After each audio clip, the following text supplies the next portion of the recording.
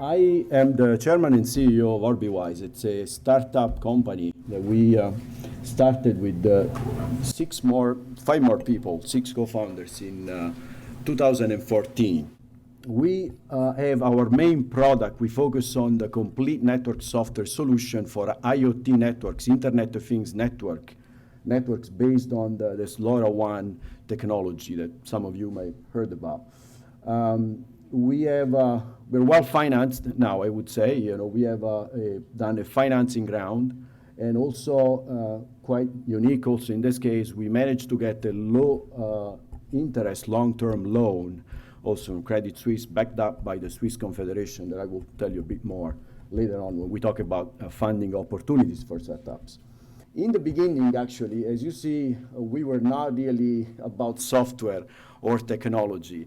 Interestingly enough, when we started our company, we had a general idea of working in the IoT space, in the Internet of Things space. We had a lot of ideas on what to do, but we were not sure exactly on which part of the value chain to focus on, which exact vertical to focus on, and so on. And I'm talking about 2013, end of 2013, before we actually started the legal entity and our adventure. In the beginning, there was a lot of experimenting with different verticals.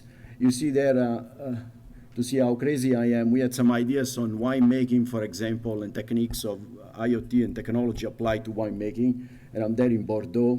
And they are our clients even now, today, actually, some of the big winemakers there. But down there, actually, we came up with some sensors for agriculture, and we were exploring the agriculture space at the time. We thought that was going to be a huge market for IoT, and we still believe that.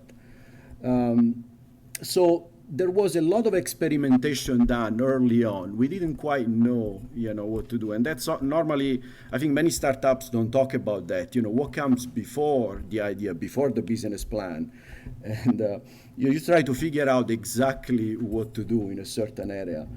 But so this was very much part of our early days, adventure. So it was very much necessary to really scope out the field of Internet of Things.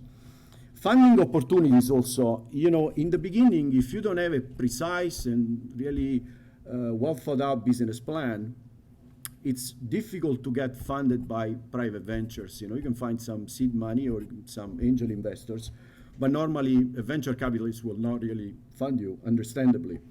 And so then it's important to really be thrifty and have some good ideas on how you can fund your venture, for example, with funded projects, funded programs. And we found a few at the time. And I have to say now, and I actually mentioned those organizations before in the slide before, a lot of actually those support organizations with Platinn, OPI, and others helped us in figuring out what to do in this area. And so then we figured out that there were programs that could be funded by the Federal Organization of Water and Gas Suppliers in Switzerland. They became actually our funding entity for this project here with the water quality.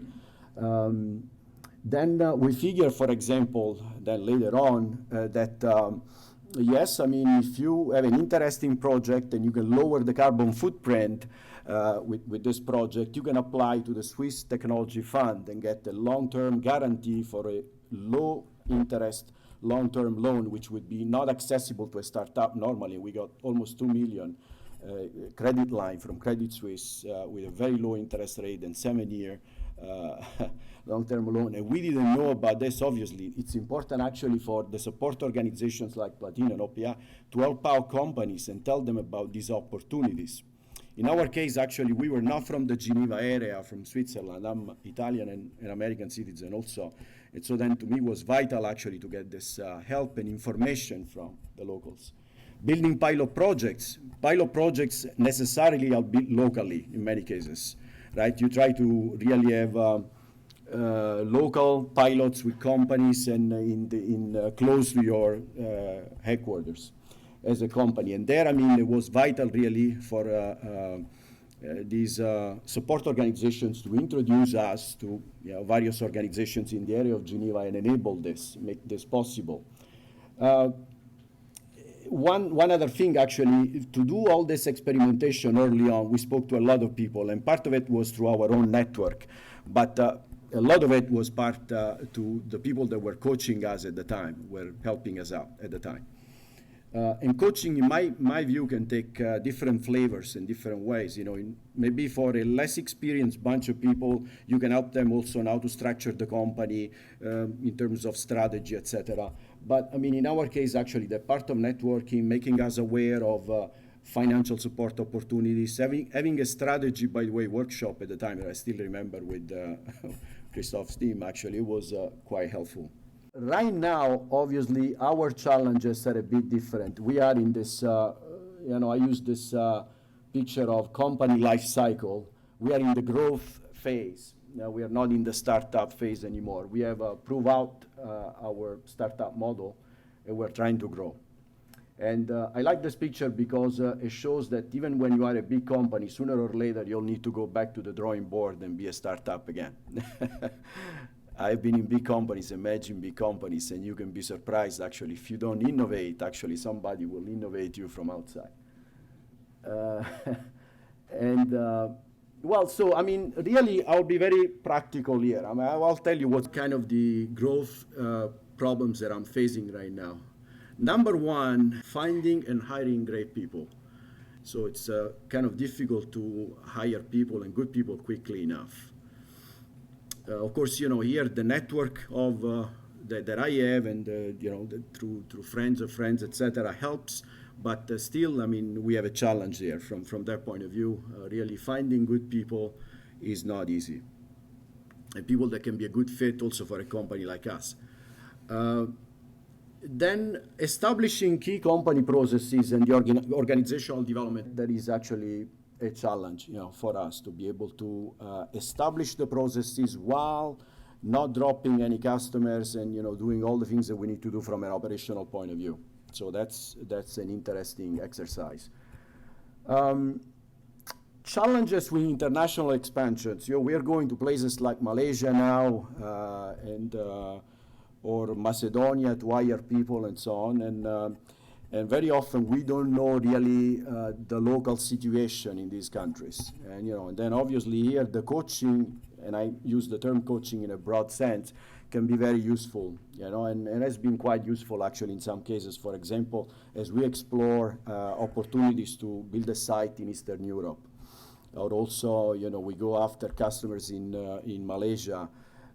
If you have a good network via your coaching organizations, via your ecosystem, shall we say, that can be extremely useful. It can be extremely useful to grow the company. And of course, I mean, it takes time, right? Because, I mean, you cannot really start a site in India overnight as much as your customer would like to. You'll need to find the right partners to work with, and hiring people again, and whether you should form a legal entity there or whatnot. And last but not least, well, which is common actually when you run a company, you're always worried about the value chain and your position in the value chain and the company strategy, what your competitors are doing. You're never done. I mean, and I don't assume that we are done and we will be this way, we'll be doing exactly the same business 2 years from now. Very likely, actually, we will get into new businesses, and it will need to evolve our position in the value chain. That's true of technology in general, but very true of technology startups. Okay, so that's all. I mean, just wanted to bring up a few points, and I have to say, in all these activities, to us, in many of these areas, coaching and support actually from all the support organizations that I mentioned before has been really invaluable. It really is. Whether it's business development or the strategy workshop or whatever. So it's been really. But there are, other areas that are not necessarily covered, like, for example, I'm mentioning there finding and hiring great people. It's not easy to address, I guess. Well, I mean, if you have any questions, let me know. Thank you very much, Domenico. Sure. I think we also have questions at the end.